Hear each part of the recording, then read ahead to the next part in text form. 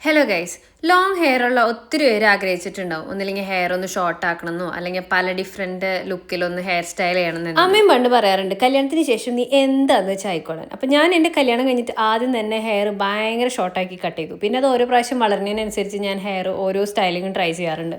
അങ്ങനെ ഇത്തവണ എനിക്ക് തോന്നി പുതിയ എന്തെങ്കിലും സ്റ്റൈൽ, അതായത് ഞാൻ ഇതുവരെ ട്രൈ ചെയ്യാത്ത ഏതെങ്കിലും ട്രൈ ചെയ്യാന്നുള്ളത്. അങ്ങനെ ഒബ്വിയസ്ലി നമ്മൾ ഹെയർ സ്റ്റൈലിംഗ് സെർച്ച് ചെയ്യുമ്പോൾ നമ്മുടെ ഇൻസ്റ്റ നമുക്ക് കുറേ ഐഡിയാസ് ആയിട്ട് തരും. അത്യാവശ്യം നല്ല റിവ്യൂ ഉള്ള ഒരു സലൂൺ നോക്കി ഞാൻ അപ്പോയിൻമെന്റ് എടുത്ത് എൻ്റെ വീക്കെൻഡ് ഞാൻ അവിടെ സ്പെൻഡ് ചെയ്യാമെന്ന് വിചാരിച്ചു ഗൈസ്. ഉച്ചയ്ക്ക് കയറിയത് രാത്രിയാണ് ഞാൻ അവിടുന്ന് പുറത്തിറങ്ങിയത്.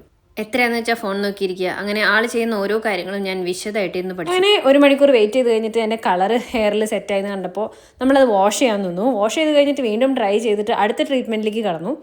അങ്ങനെ മൊത്തത്തിൽ 3 മണിക്ക് കയറി ഞാൻ 10-11 മണി നേരത്താണ് ഗൈസ് അവിടെ നിന്ന് ഇറങ്ങിയത്.